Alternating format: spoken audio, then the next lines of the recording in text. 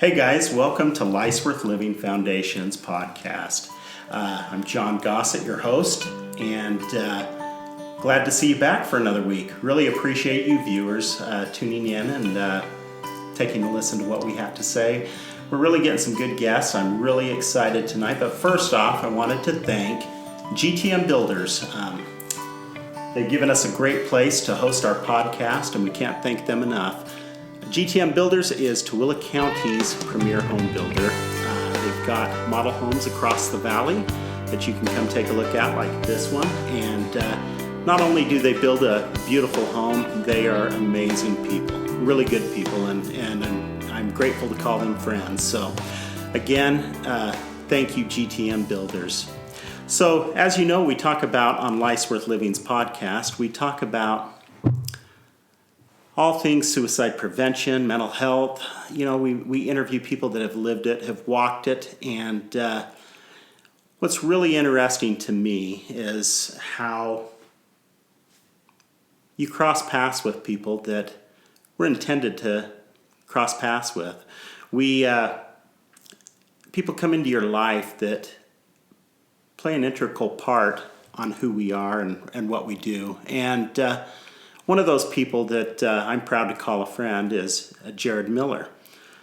Our guest tonight, Jared has got a life worth of stories to tell us about and things. So I'm not going to go into, give you a rundown of his bio tonight. I'm going to let him do the talking on that. This is his story to tell. But I want to talk about a few things that are important to Jared. Things that I guess you'd say these are things that are what you're talking about right now. These are things that matter to you. So the one thing that, and I'm going to just kind of read this to you, but just like nutrition affects our physical health, what we choose to accept, believe, read, and listen affects our mental health. Just like exercise affects our physical health, it's important to exercise our mental health. Through goal setting, positive affirmation, personal accountability, daily reflection, and seeking out inspiring forms of media, we can become mentally stronger. This is what he focuses on. This is what he speaks about. His story's amazing, but where he takes this is really, really cool. And I hope you guys are going to enjoy it.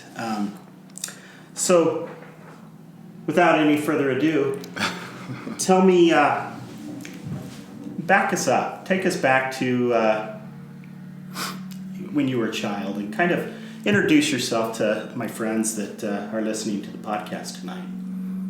Sounds good. Hey, first of all, John, thank you so much. My heart is full. I am so grateful to have the opportunity to be here and to share, my story of hope.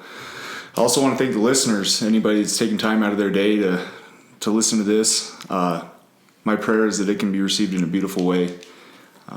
Lastly, I want to thank God, right? If it wasn't for him giving me the strength and the power to get through some of the struggles I've gone through, I wouldn't be here. So thank you. Oh, thanks for being here. Absolutely. I was pretty lucky. I was raised in Davis County. I was a student athlete, had a great childhood, college graduate. By the age of 22, I graduated from Weber State University. Within the first quarter century of my life, I was already living my dream. I was a teacher. I was a head football coach. Really, I had everything going for me. I had an amazing wife. I had the house of my dreams. I was living out in Arizona, and really just, I felt like I'd made it. I felt like I'd made it in life. That's pretty impressive as it is, just those things. Thank you. Yeah. So that's kind of how it all started. I was a pretty lucky kid. So tell me about your family, parents, siblings. How many siblings did you have? Yeah. So came from a 2-parent home. Love my parents. I had amazing parents. My mom Judy and my dad Edwin. I had 2 older brothers, an older sister, and a younger brother. So my family's a little bit like, it's kind of split. I have my 2 older brothers. They were raised out kind of, in a separate, they're quite a bit older than me. Mm-hmm. And then my sister came along years later, and then very quickly I came along. We're only like 18 months apart, so we've always been super close. Right. And then they did another little break for years, and then my little brother was a nice little surprise at the end of it. So nice. Yeah. And you were raised in Davis County. Yep. And so by age 24, you're coaching, head coach of a high school football team. Yep. In Arizona. How did that feel? How did it feel to know that you kind of reached your goals? You've done what you've set out to do. It felt amazing. There was a point in time when I was a student athlete that I realized I'm not going to the NFL, right? And so I really became a student of the game, and I would hound our coaches. I was always the first one to the meeting. After the meeting, I not only wanted to learn my position, but I wanted to learn the position of the other positions on defense.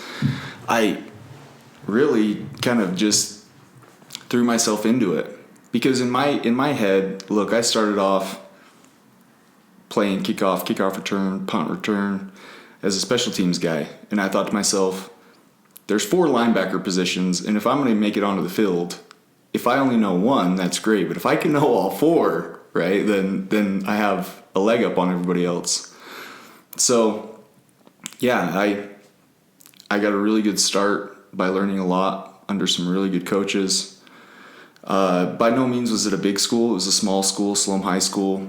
But yeah, it felt nice to go in and be able to implement the things that I learned. And I took over from a coach that was a old school traditional coach, ran the I formation, and was very, if the kids messed up, he made them do push-ups or run to the fence. And it's like, what's the point of that? If they messed up, it's because they don't understand the technique or the fundamental, right? So coach them up. Don't discipline them. If they do something that needs to be disciplined, obviously you address it in a different way. But yeah, so we had a lot of success. And I contribute that to the kids. I came in and they bought in and did really well. It was awesome. We ran the spread offense, and that could be a whole other podcast by itself, right? So tell me this. So while coaching, what was the one thing that meant the most to you in coaching? The moment that a kid would take a concept you were trying to teach them and struggle with it and struggle with it and struggle with it, and then it was like all of a sudden the light would come on and they would get it, and then afterwards you could just see the excitement in their face, and then to watch them take it, fine-tune it, and become a better athlete because of it. Human development, really. Yeah. I've always been, when I was in college, I remember I had to write an essay in psychology about, your goals and vision for life. And I can remember, this is going to show how naive I was, but I remember writing, I'll never make a career choice based on finances. I've always had an interest in human beings, developing human beings, and I contribute a lot of that to my dad. Mm-hmm. My dad, an amazing guy, served his country, fought with the 101st Airborne, nice. Fought in Vietnam. Yeah, he served an LDS mission, always took care of our family.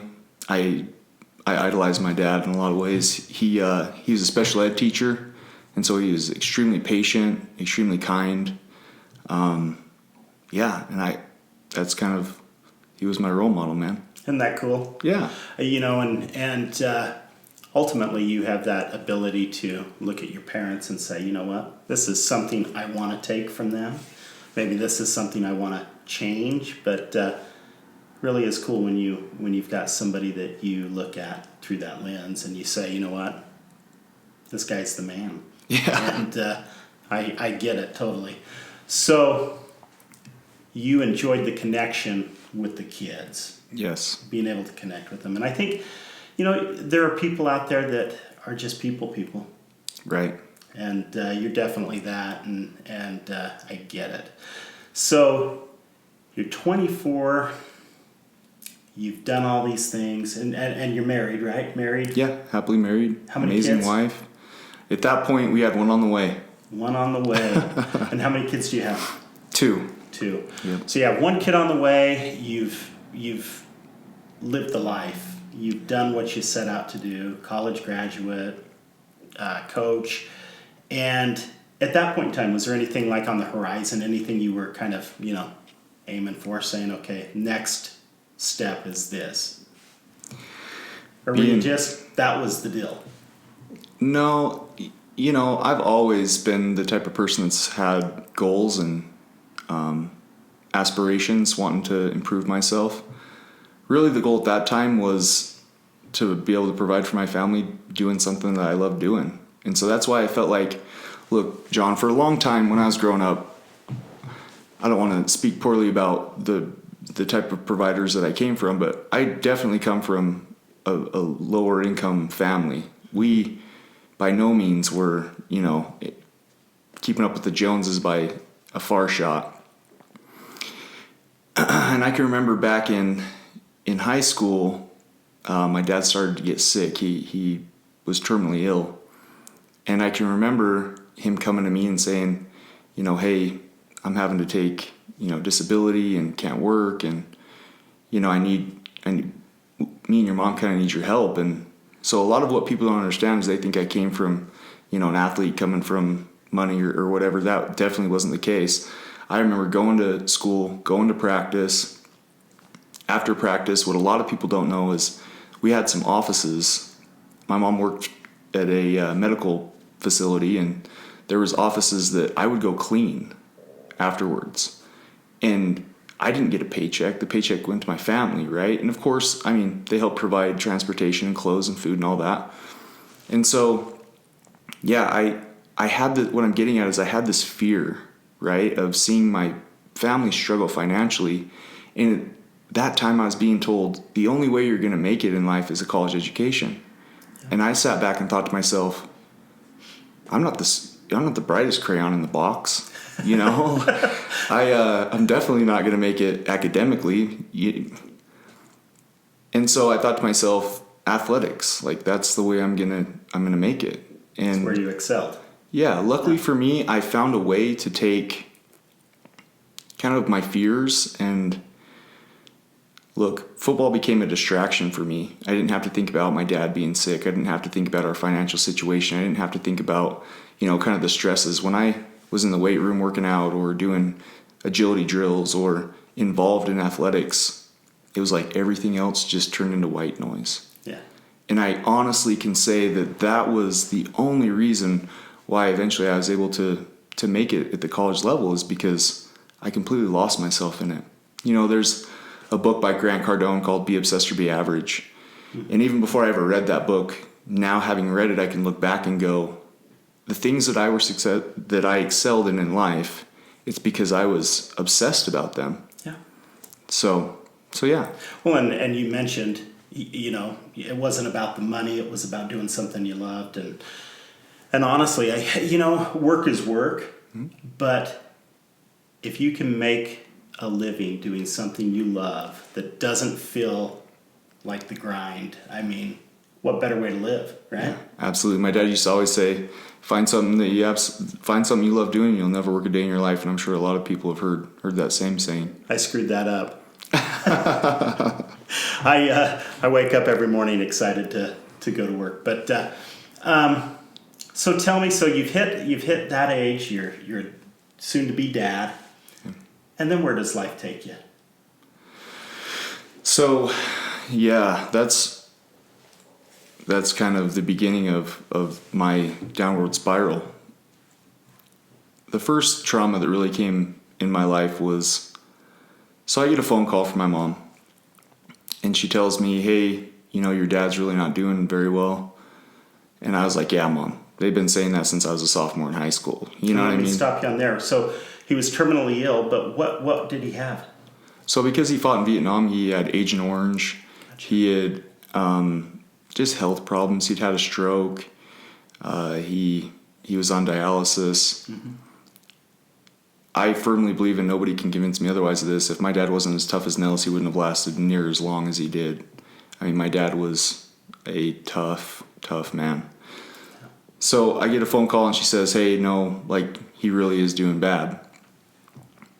And this is right before my very first season as a head football coach. I'm coordinating with my assistant coaches and starting to plan summer conditioning and 2-a-days and the whole 9 yards. And I think, okay, I'm going to go back and see my dad. This is important. So I booked a flight out, came back to Utah, and I took my dad and we went and did the stuff that he took me to do when I was little. So we went to the Bees game. We went we would always go up and go camping at a certain camping ground. We went up there and, kind of walked around and threw rocks in the river and, just kind of did all the fun stuff that he took me to do. Went, saw a movie together, went to our favorite places to eat, and spent a week with him just hanging out. And I realized, look, everybody loses people that they love in life. The thing that made it incredibly hard for me was I carry a lot of guilt, because when it became time for me to go back home, I remember sitting in my parents' bedroom and I'm helping my dad kind of get ready. At this point, he's in a wheelchair, right? Just really hanging on to life. And as I'm helping him get ready and stuff, he's telling me how proud he is of me. And he says to me with tears in his eyes, he says, "Jared, can you just stay a couple days? Just a couple days longer?" And I said to him, Dad, I can't. I have people that are counting on me. I got all this stuff going on. And he accepted it. And of course I got emotional and left the room and met my mom in the doorway, and she sees us both emotional and she's like, "What's going on?" And, I tell her, Dad wants me to stay. And so anyways, we go to the airport, and the last memory I have of my dad is, I'm saying goodbye to him. And I remember saying to him, "Okay, Dad, I want you to take care of yourself. I'm going to book you and Mom flights out to come see me coach my first game." And he looked me in the eyes and said, "I love you. I'm proud of you." And we said goodbye, and I got on the plane, and less than a week later, I get a phone call that he'd passed. And I look back now, and that was just a crucial few days that I could have spent with him to bring him comfort. When I got back home, I had this dream, and the dream made absolutely no sense. But I'm a boy, and I run out our front door, and I'm standing by my dad's pickup truck. And my dad comes outside, and he sees something, and he freezes, and I can tell on his face that he's scared to death. And if you knew my dad, you'd know that nothing scared him. And I woke up from the dream, and I called my mom crying, and I said, "Hey, I had this dream, and I don't understand it." And that was literally the day before my dad passed away. And me talking with my mom, we came to the conclusion that I think my dad knew what was happening, and he was scared. Yeah. So I carried a lot of guilt, knowing that I was some kind of distraction for him or some kind of comfort. And selfishly, I chose to, take my commitments over spending those last few days with him.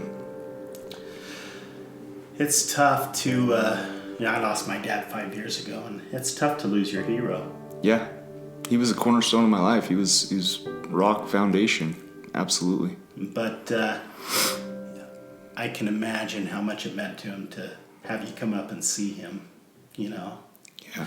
And you can't live your life on the woulda, coulda, shouldas, and we talk about that all the time, but it's tough. Yeah. That was the first big blow. Within the time frame of only a couple years, I ended up losing my brother as well. Is that older brother or younger? He was my older brother. And I mean, he wasn't only my brother, he was my best friend. I mean, he he was the guy that I call when I would get in trouble, right? Or I would do something and I'm like, "Jason, I need you, I've drifted off the road." It was a snowy day. I remember I was up at Snow College, and I'm coming down the canyon, and I've got the heater on full blast, and I got this leather coat on, and for some reason, I'm a big guy, even bigger than I am now. And for some reason, I thought it was a good idea while I was driving to try to take my coat off. And so it's snowing and it's crazy weather. I end up going off the road into a bank, peg, hit this farmer's fence. And so I'm sitting there, I'm like, who do I call? How do I? So he comes up and latches onto my bumper and pulls me out, and he's just shaking his head the whole time at me like, you idiot, how did this even happen? He was my best friend. And how old was he? The time he passed, he was in his 40s. Okay. Definitely way too young. And unfortunately, he went through kind of some losing my dad and stuff. It took a toll on him. He struggled with alcoholism. And that when he passed, we went and picked him up from detox, and we were all excited to see him and proud of him and stuff. And we went out to dinner, and afterwards we all went back to my mom's place to, spend the night together. My family's a big board game playing family, and so we were sitting around playing board games and, talking and having a good time. And the next morning I wake up and my mom's frantic, and she says, Jared, come, something's wrong with Jason. And I run into the front room, and he's laying on the couch, and he wasn't breathing. And so I pull him onto the floor, and I'm doing CPR. My mom's on the phone calling the paramedics, and the only thing, all that's kind of a blur, I think, because it was traumatizing to me, but I can just remember being pulled off by a paramedic and him saying, you gotta stop, he's gone. And my mom's telling me he's gone. You're doing CPR on a corpse. And I think in my mind, I for some reason just didn't want to believe the situation so bad that I thought, what can I do to try to bring him back? And ultimately, when he was released from detox, they gave him some pain medication, and really to this day it's debated in my family whether he died from heart. He had a bad heart as well, whether he passed away from a heart attack or accidental overdose. So that was extremely hard. And throughout those two events, I was being prescribed pain medication. And to be honest, when I first started getting into teaching and coaching, I would go months without ever refilling them or anything. I've had a couple shoulder surgeries, a couple ankle surgeries. And I noticed when my dad passed away, I had a hard time sleeping, because I would sit and I would think and I would replay that scenario, and why didn't I stay, and just beat myself up. And I would obsess over it. And so I found that if I took a couple pain pills at night, I'd sleep like a baby. Yeah. And at the time I was so naive that I didn't even understand that that's the beginning of an addiction. And after my brother passed away, it was like I just wanted to escape the feelings of loss, the feelings of hurt, of loneliness. Not only was I abusing pain pills at that point at a higher rate, I also was distancing myself from my loved ones. I can remember times I'd come home from work and my wife had cooked and cleaned and taken care of the kids and done everything. She was an incredible wife. And she'd be sitting on one end of the couch, and I'd come home and I'd sit on the other end of the couch. And it was like, I look back now and I realized that what I was doing is I was putting on a mask. I was trying to act tough. I was trying to act brave. I was trying to act like I'm Teflon and none of this has affected me. And the other thing that I realized looking back now too is mentally I was broken in a way that I had learned in life. Life had taught me that love equaled pain. And that's a broken thought, but it was something that I had adopted somewhere along the way. Yeah, it's what I adopted along the way. And so I, whether it was purposely or, unintentionally, started distancing myself from my loved ones. And eventually the day came where she came to me and she said, hey, I'm not happy. We need to get a divorce. And boy, Did you see that coming? Yes and no. I mean, I can look back now and see the red flags. But at At the time, I just thought we'll make it through this, you know? So yeah, ultimately I'm 100% accountable for that. I ruined the first love of my life. And that's something that I can't get back. So at that point, the addiction really just went from bad to spiraled. Yeah. Well, and you mentioned that you were kind of self-isolating. You were kind of pulling back from those you loved because of what you were, what you were keeping hidden. You were kind of pulling back. And, that's something you're well aware of. I mean, the opposite of the opposite of addiction is connection. And when you are in the depths of your addiction, you want to pull back and not have that connection with the people that really ultimately mean the most to you. Right. And, you see that time and again, but you probably didn't notice it in the depths of it. Yeah, absolutely. So was the divorce, having her come to you and ask for a divorce, how old were you at that point? At that point, I was, probably 27, 28. And was that your rock bottom? That was the beginning of the rock bottom. Yeah, it took some time after that for things to really get super ugly. And so she asked for a divorce. You guys go your separate ways, and then what? So ultimately, I moved into a little studio apartment, and it was, I made Arizona still? No, we'd moved back to Utah after my dad passed away. Gotcha. So we were living here in Utah, and I wasn't. Yeah, I was in a place where I wasn't kidding myself. I knew that I needed help, but I just was so bent on trying to keep up the image of I have everything together. I'm tough.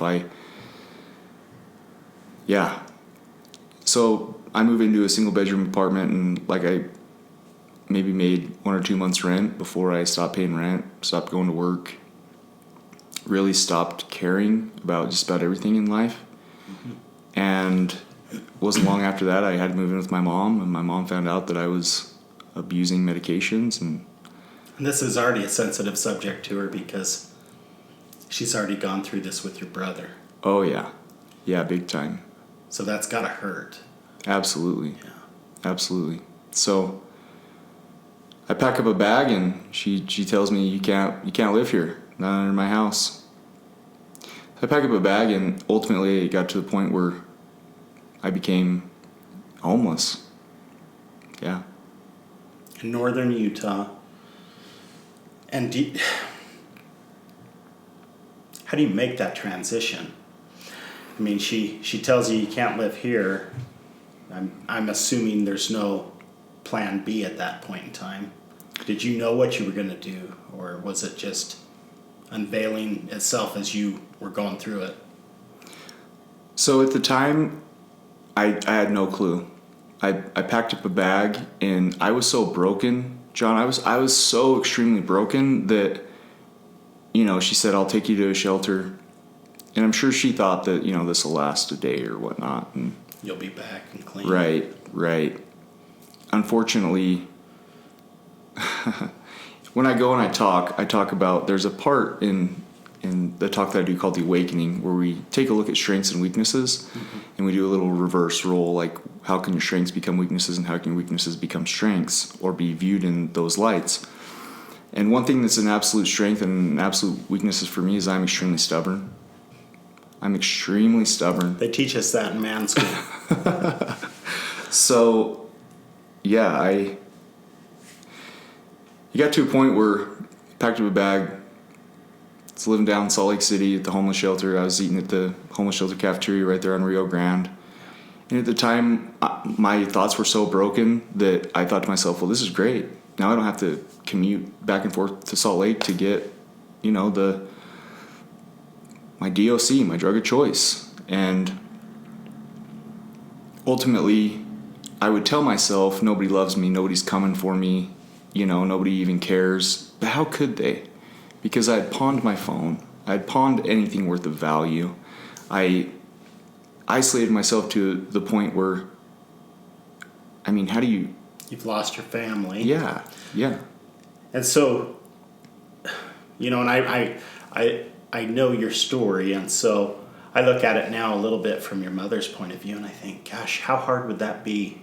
How hard would that be as a parent, because you love your kids unconditionally? Yeah. To have to say, you know what, I can't do it, I can't.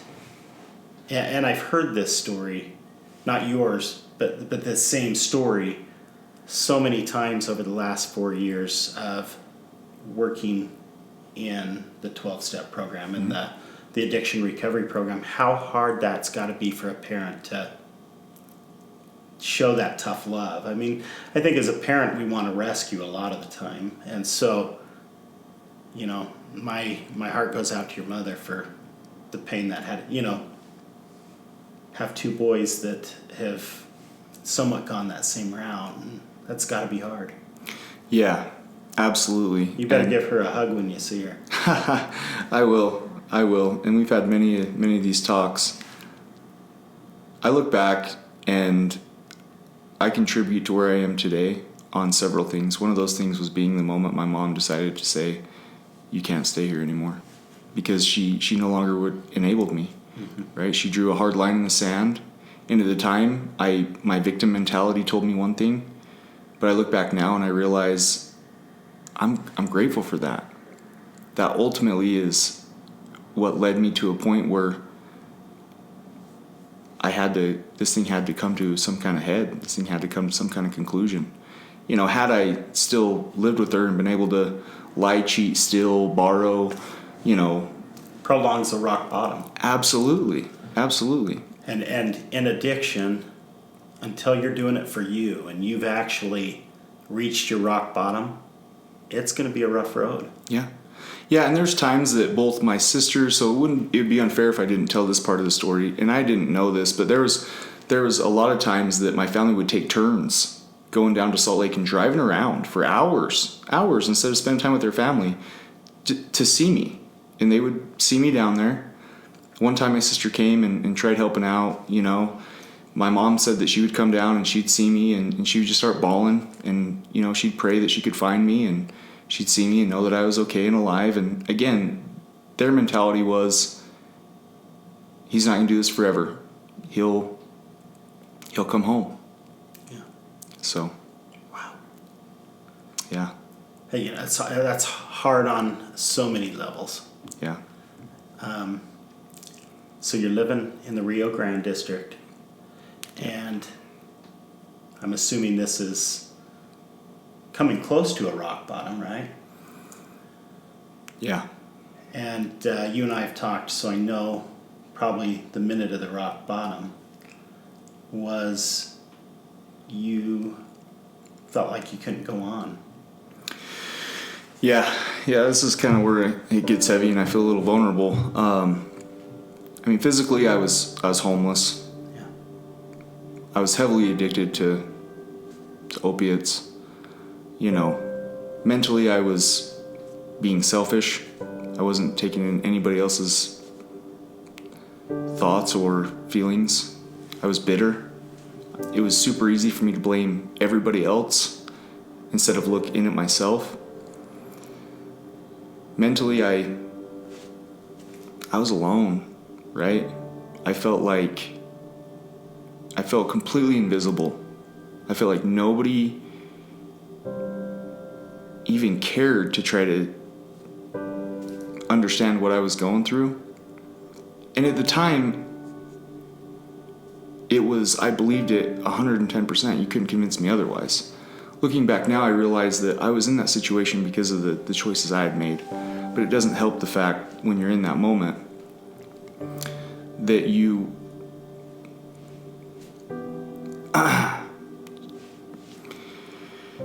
think to yourself, everybody would be better off if I just wasn't alive anymore.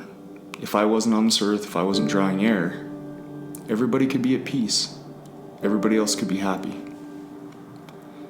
So ultimately, my rock bottom was I decided extremely selfishly that I was going to take my own life. And it wasn't for attention. It wasn't for somebody to, come rescue me. I didn't even write a letter. I mean, I left no... I decided that it was my time, and I was ready to go see my dad. I was ready to see my brother. And ultimately made a super selfish decision to attempt to take my own life. And you said something that, we've talked about, I think even on this podcast, that when you hit that rock bottom and that depths of despair, I hear it time and time again with the foundation that you feel invisible. You feel like it wouldn't make a difference. And ultimately, you said something that I'm not going to correct you on it, but I'm going to try to make sense of it, that I don't know that was a selfish decision as much as it was maybe that you were trying to do a favor for your family, to end their pain that you were causing. And, that's not an easy decision to come to. It's not taking the easy way out, because that's pretty damn hard. Yeah, and what I meant by the selfish decision is I didn't try to leave any closure for anybody. Sure. At that point, I was bitter. I was angry with everybody. It was everybody else's fault. And I think that part of me thought I felt like I was being punished. I felt like an outcast. I felt like I was an embarrassment. I felt like, I remember times, John, when I would call person after person after person, and nobody would even answer their phone. Nobody would even answer their phone. I remember when I pawned my phone, for a second I thought to myself, well, this is your loss of connection to everybody. And then I thought, who are you kidding, Jared? Nobody that you reach out to answers your phone call. What's the point? But you get it now, right? Yeah, looking back now. That's a hard... When they feel so helpless and alone that no matter what they can do, they can't fix you. They can't fix what you're going through. Sometimes it's easier to withdraw. Yeah. And I look back now, and it would have been just as easy for me to get enough money to get a front runner ticket home, or to a sister or brother's house, instead of using it on my drug of choice, right? So, yeah, I can relate to a lot of those same feelings, because I was there. I was 100% there. And so, when you attempted to take your life, it was through an overdose. Yep. And I think a blessing to a lot of people happened that day, but tell me what happened. So, I had made some stupid decisions, which I'm not going to get into the details of all of them, but I had made some dumb decisions to get enough of what I needed to get the job done. And I remember going into a public bathroom. It was a single stall deal. Locking the door behind me and proceeding to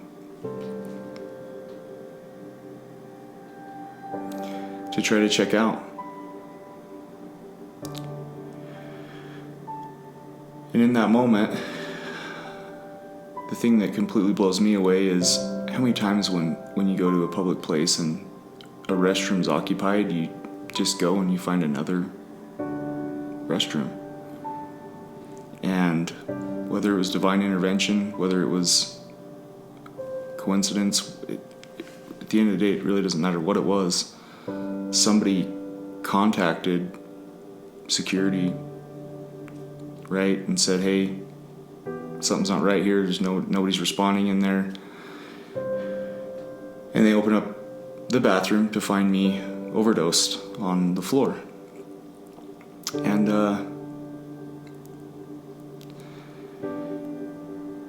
I can remember the first thing I heard was, I come to and I'm looking up at this white, bright light, and it's the light right above my head. And I remember hearing, "He's back." And I thought to myself, I'm back? Right? Like in disbelief. And That you're still here. yeah, that I'm still alive. I mean, I'm not kidding you when I said it wasn't a cry for attention. I 110% Yeah. meant what I was trying to do. And all that's kind of a fog and a blur for obvious reasons. I ultimately got hit with Narcan and caught a possession charge. And for those that don't know what Narcan is, our legislators passed legislation a few years ago to make Narcan, but the generic version, naloxone, available. You can get it over the counter, but it's called the Lazarus drug. And the Lazarus drug can be used to bring someone back from an overdose. They're generally not happy when they come back because it's super painful to have all the pain medications that many have been accustomed to reversed. And but it has saved so many lives, and I can't thank our legislature enough for caring enough to make that available without a script, that you can go into the pharmacy. So if you have a family member that's struggling, you can go in and ask for that. Insurance will pay a portion of it, and you can keep that on hand at home. I didn't mean to interrupt you, but I want to make sure they understand what absolutely. naloxone and Narcan does. Yeah. So you come to and you're back. Yeah. And what a blessing that is to your family and so many. So that's the rock bottom. Yes, that was my rock bottom.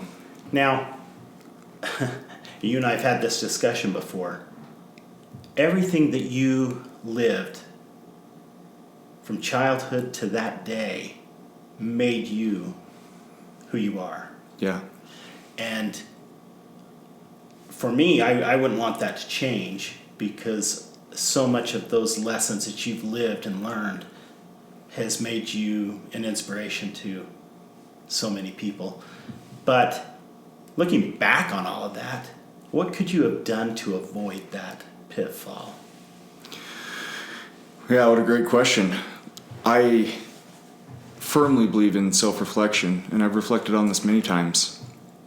Looking back, at the time I would tell myself, I'm being brave, right? I'm playing the tough guy act. I can't show pain. I can't show fear. I can't show emotion. And so I self-medicated. Mm-hmm. And I think back now and it's like, who was I kidding? Who was I kidding? Like, that's the coward's way. The hard thing is to say to somebody, I'm struggling. I need help. I can't do this by myself. I don't feel right. And so if I'd have reached out to professional help at the time, I'd accomplished all these things, and yet I'm too egotistical to go to book myself an appointment to see a grief counselor. I have too much pride to reach out to my amazing wife at the time or my sweet mother. I was in my own way. And so it's like a snowball that's just getting bigger and bigger and bigger. Absolutely. As you're avoiding. Yeah, absolutely. It was like quicksand. Mm-hmm. And I look back now, and ego today means edging God out. That's what ego means to me. When Jared is in control of everything and Jared's the one driving the wheel, it doesn't go very well. But when I can humble myself enough to ask for help, when I can humble myself enough to realize that, and this came through my recovery, to be able to have a relationship with God and my higher power, then, it's not just me. I have help. Mm-hmm.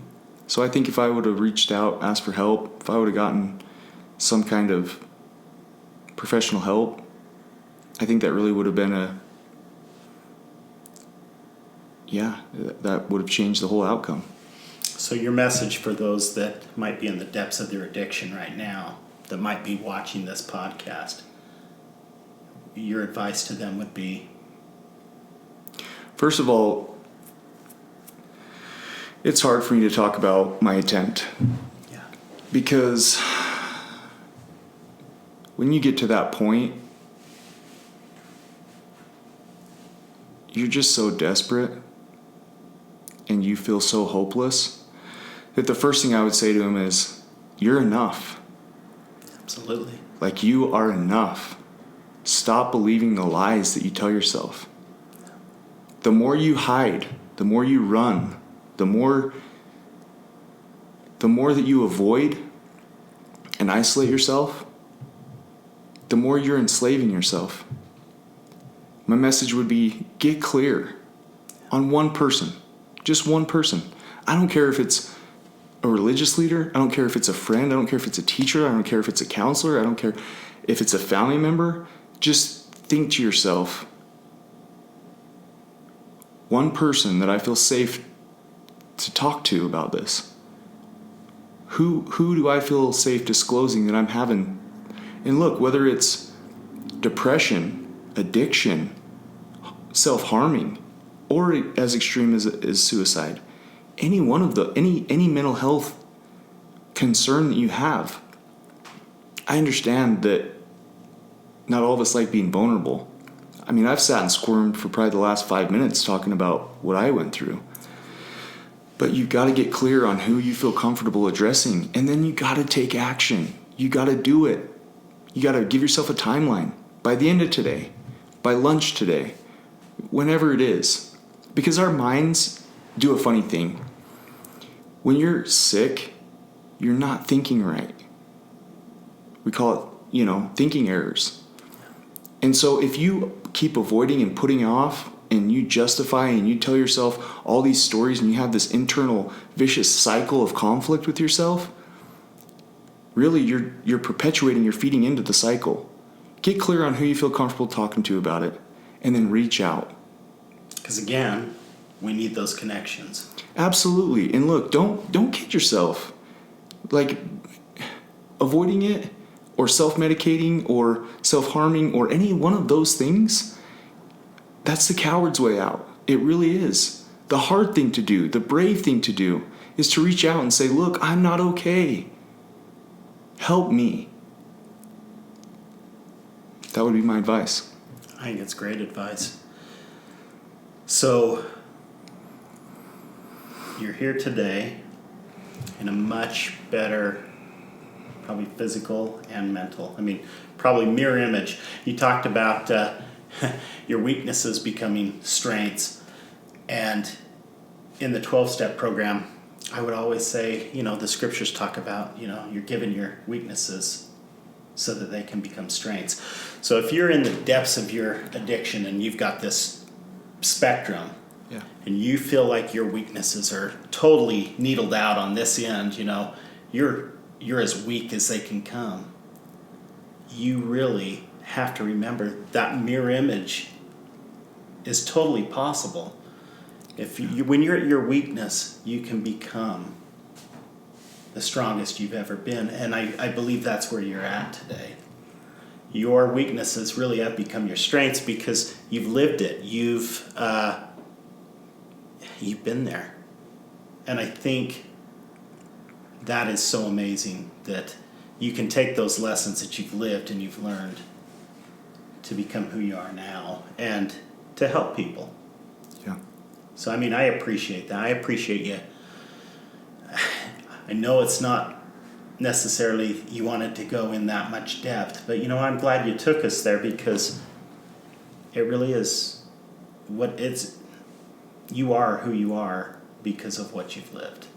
Yeah, absolutely. So today you're spending a lot of time trying to make a difference. Yeah.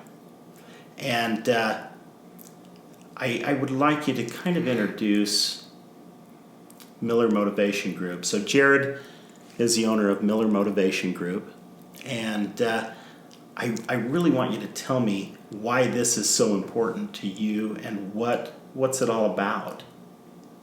Yeah, absolutely. This now I feel like I can breathe. Yeah, you got through the rough stuff. Right. Yeah, this is the stuff that look. It's important to address where I've been because it lets you know where I'm at today and why this means so much to me. Basically, I can contribute my first couple years of sobriety to a couple things. Having a rock bottom, reaching out to God, right? Step number 3, turning my will and my life over to God as I understand Him. NA, going to NA meetings on a regular basis, speaking to a sponsor, working my steps, and being probably one of the most stubborn people you're ever going to meet on God's green earth. Okay? Those are what all contributed to. That's documented. Right. The next gear for me really came, though, and this is how I've come about this.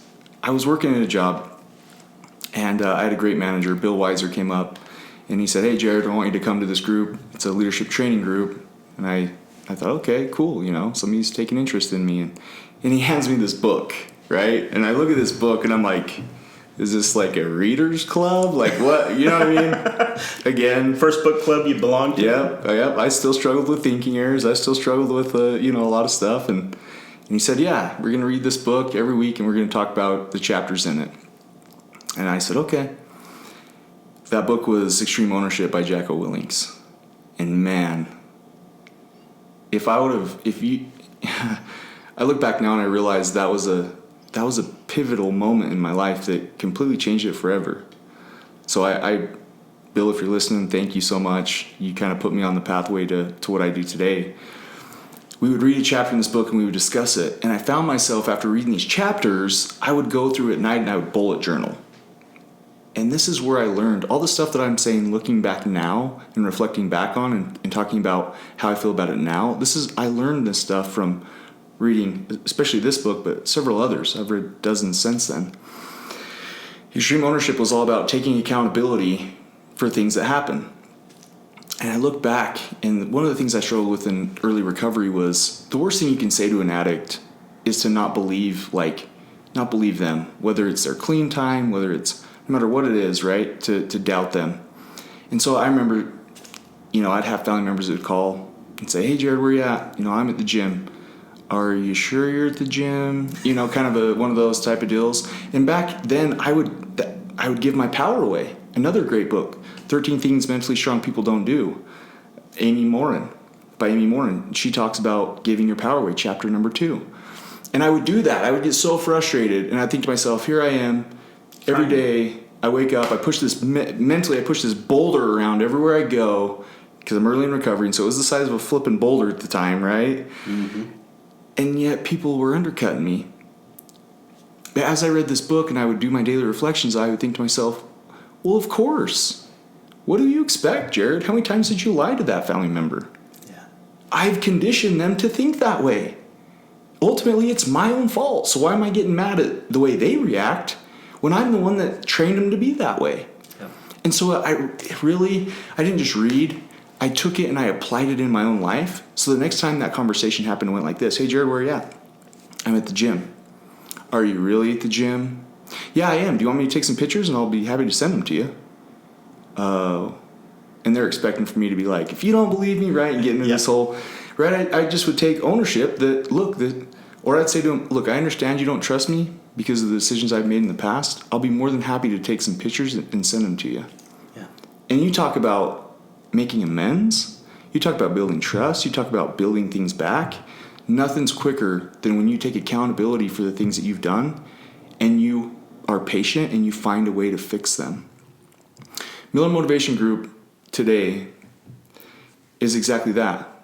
I have, in my early recovery, I struggled because I had a lot of thinking errors and I had a lot of victim mentality still. And I've been able to read a lot of great forms of media, listen to a lot of great forms of media, watch a lot of great forms of media. And I feel inspired to be able to share that with other people.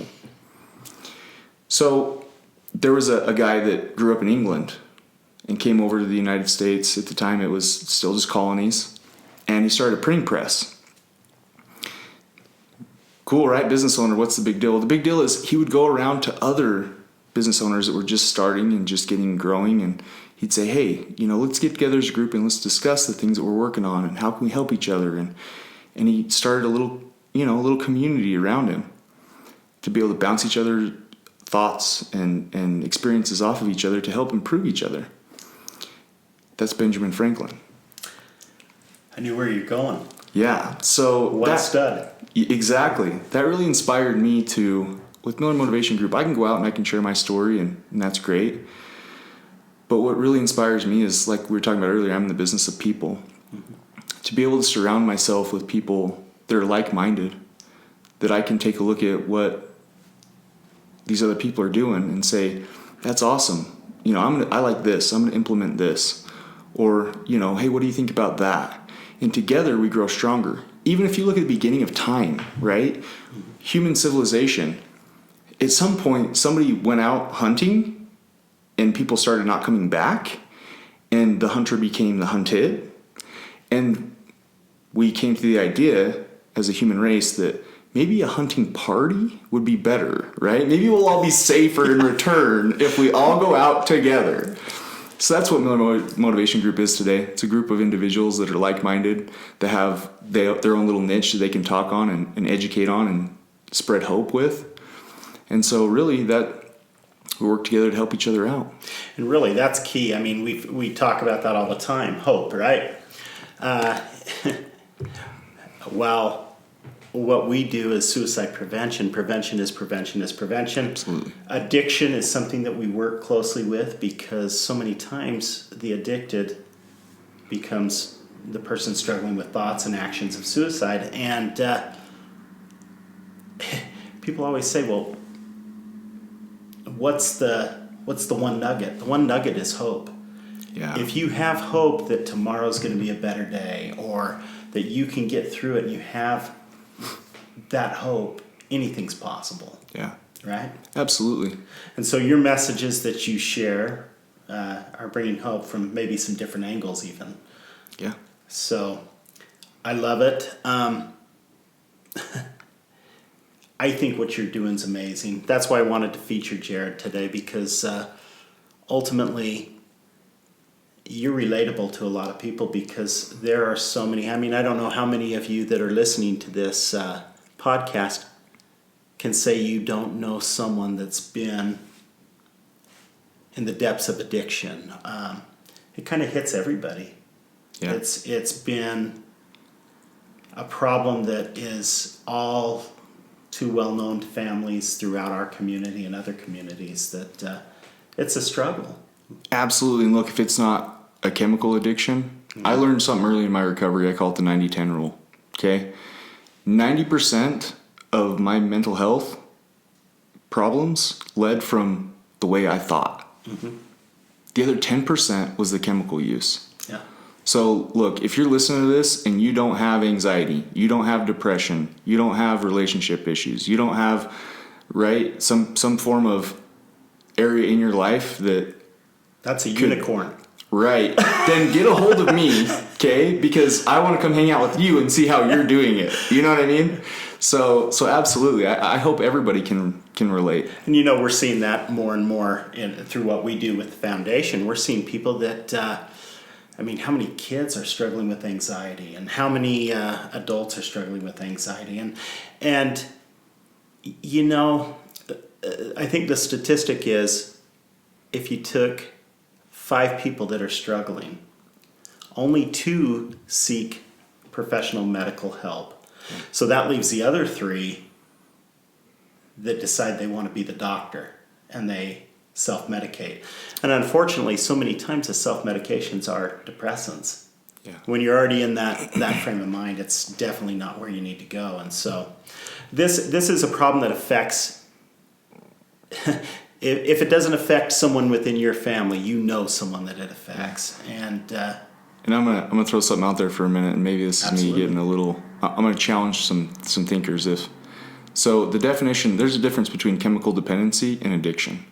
Mm-hmm. The definition of addiction is obsessing or doing something that becomes unhealthy to you. So you feel stressed. How do you relieve that stress? Yeah. Do you go to fast food places to eat? do you do what I did for a long time? A year ago, I was 300 pounds. And Ben and Jerry's was my, that's what I went to when I needed to feel better. A lot of times when I talk to family members of people that have an addiction, and they're like, we just don't understand how they could choose this thing. I say, be careful. Yeah. Be careful. Because we all have some form of a crutch. We all have, and obviously some of them will kill you, and they're a little bit more extreme. But I'm talking on, look, there's a difference between being empathetic and sympathetic. Yes. And all I ask is for people to be sympathetic to the point where, take a look at your life. Mm-hmm. Do you have a Diet Coke addiction? Do you have a sweet tooth addiction? Tracy's talking to you. Do you have an addiction to fast food? Do you have an addiction to your phone? Do you have an addiction to social media? If you can say yes and be honest with yourself with any one of those things, then you can find empathy in your heart for the person that you know who's struggling with a chemical dependency. That's true. And I've been in enough 12-step meetings to know when the loved one comes with the person that's struggling. And I've heard, well, I'm just here for support. This is the one with the problem, and you've heard that probably a dozen times too. I'm the good one. This is the one that's really that you should be talking to. I'm just here for support, and I'll pass, and we go around the room. It's interesting as the weeks progress. The second meeting, a little bit more comes out from that person. Yeah. Third week, a little bit more comes out from that person because you realize that, hey, it might not be heroin, but I've got my own garbage, right? I've got my own stuff that I've got to work on. And there is nobody that couldn't benefit from sitting through a couple of meetings and realizing that, you know what, we've all got something. Yeah. And so some of the best people I have met in my life, some of my I don't even know how to word it. Some of the people that have meant the most to me, I've met through the 12-step program. Yeah. Because there's something magical about humility. There's something magical about saying, you know what? My truth might not be pretty, but this is my truth, and this is where I'm at. And just laying it out there, and there's nothing that can make someone happier than watching that person move from this end of the spectrum to this end of the spectrum. Absolutely. And I know so many people think, well, I've gone too far. There's no fixing what I've done. There is always a way to fix. And I don't care your religious background. The big guy is watching the entire story and will never be happier than when you hit the point you're at now. Absolutely. And realizing that, you know what, you made it through. Yeah. There's so many that didn't. Yeah, that reminds me, hopefully we have time for one more little... Absolutely. You're the boss. Yeah. Look, I speak out on what I speak out on today for a number of reasons.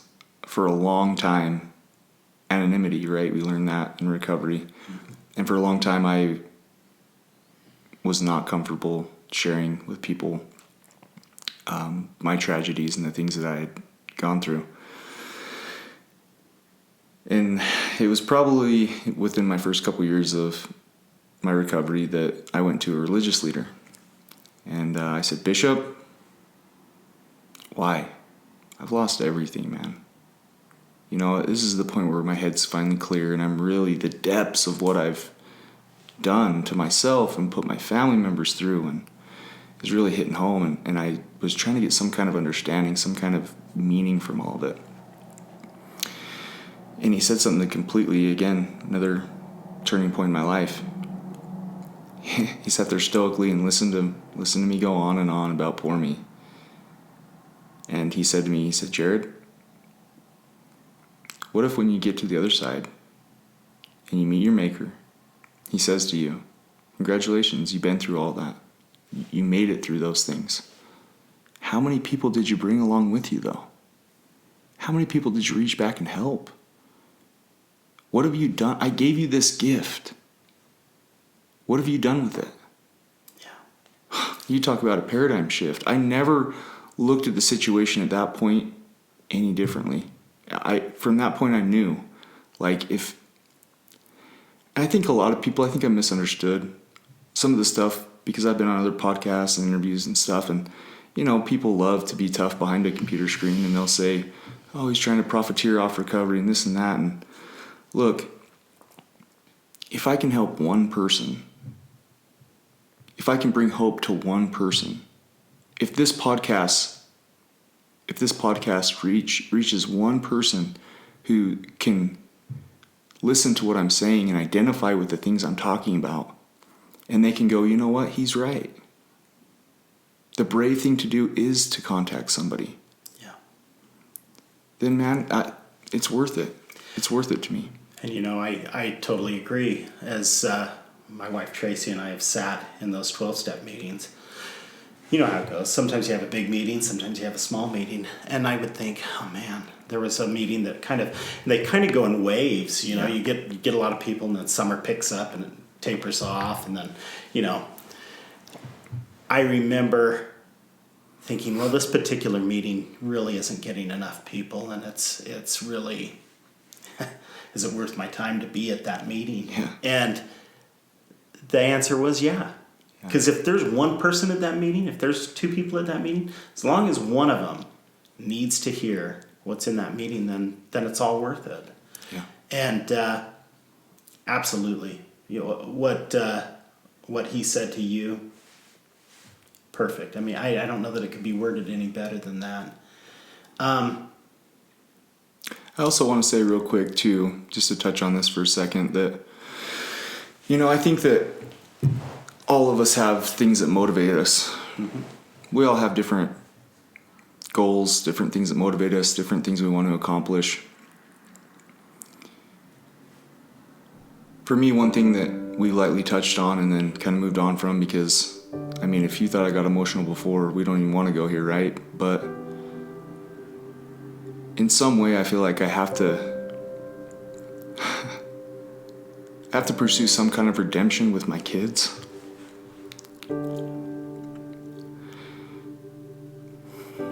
And that's my why, deep down. I know that they'll know the mistakes I made. But if one day they can come to me and say, Dad, we know you made mistakes, but we're proud of you. That's what pushes me when I've worked 60 hours a week. That's what pushes me when I have one day off a week and I'm putting together YouTube videos to try to send out motivation and inspiration. That's what pushes me to try to have MMG be the one-stop shop, for people that need forms of inspiration, that need a speaker to come in that's been through some stuff and share that message of hope. So deep down, if people misunderstand what I'm trying to do, I apologize, but if you knew my why. How old are your kids now? One of them's 8 and one of them's 7. I know you well enough. I can tell you this.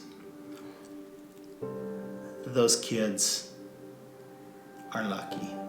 They're lucky you're still here. They're lucky that you're still involved. And they're lucky that it could have gone a whole different direction. It really could have. And the fact that you're here and you're doing what you can to make a difference, you're right where you need to be. And the haters that might say otherwise, doesn't matter. Yeah. I think that's perfect.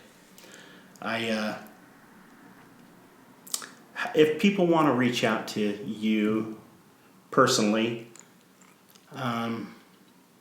if people want to reach out to Miller Motivation Group, what's the best way for them to reach you? What's the best contact? The best way for them to reach me would be through the email. It's Miller Motivation Group, all spelled out, @gmail.com. Perfect. We also have, we're doing a lot of different stuff. We have the Facebook page. You've got a YouTube channel, right? Yeah, we got the YouTube channel, coming out with the website soon. Perfect. And really, look, if you've listened to this and it's been received in the way that my prayers have been answered, that it was meant to be in a beautiful way, and you're asking yourself, how can I get involved? How can I help out? What can I do? Look, if you belong to an organization, foundation, corporation, that needs speakers, reach out. If you're asking yourself, well, I don't fit in that category, what else can I do? Follow us on social media, like our stuff, spread the word. Yeah. A lot of this stuff I feel like people could really use, and I hope could influence them.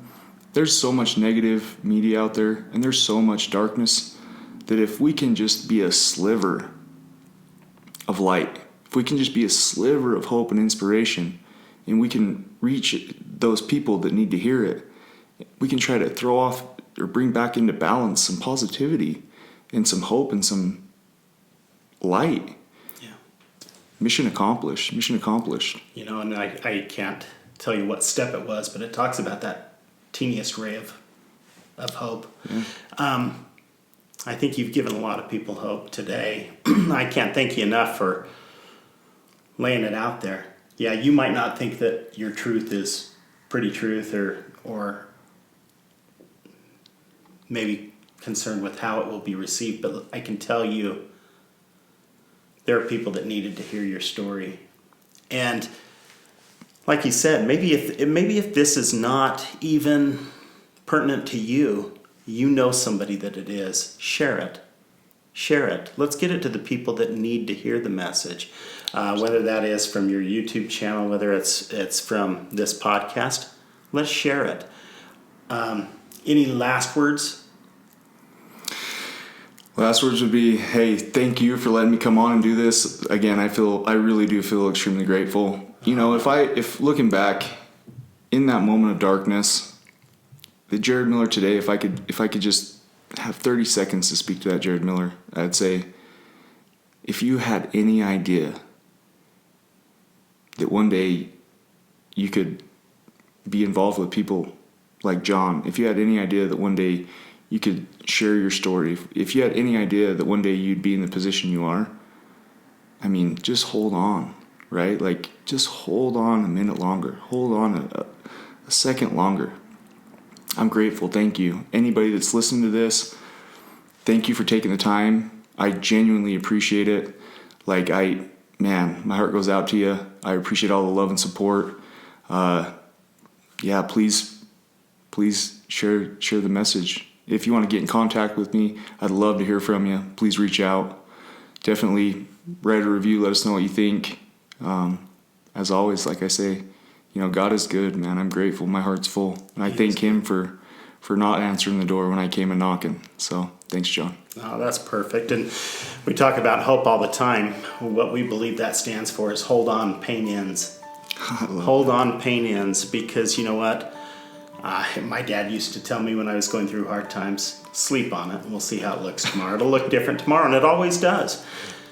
For those of you that are listening and you're struggling, please know that there are resources out there. There are meetings. No matter what community you're in, there are meetings. There are meetings that can help with addiction. If you're struggling with thoughts of suicide, reach out. Call the helpline. The lifeline is 1-800-273-8255. We talked about it before. Find someone you trust. Just lean on them. Let them know where you're at. Be honest with them. Lay that truth out. As ugly as that truth might be, you've got to have that connection to get through it. In closing, I just want to thank Jared for coming. He's driven up here tonight from St. George, Utah. Sunny St. George. Coming up to the big city of Tooele, Utah to hang out with me on a Thursday night during the middle of the coronavirus. We're practicing our social distancing. We're keeping it real. Wanted to make sure that we had this out to you today. For those of you that are coming back and watching this podcast after last week's with Taryn, thank you. Please share it. Please go in. If you like what you're hearing and the people that I'm introducing you to, please go into wherever you listen to podcasts and subscribe rate, and review. For those of you that would like to reach out to me, the best way to get in touch with me is lifesworthlivingfoundation@gmail.com. Let me know what you'd like to see on this podcast. Let me know if there's a subject that you think needs to be discussed, because I'm not afraid to talk about anything. If you know me, I may be a little unfiltered, but I want to give you guys what you want to hear. All these things are important topics. Whatever it is that's brought you here to listen to this podcast and spend an hour with us, whatever it is, I'm glad you're here. I love you guys. Thanks so much for listening. We'll catch you next week.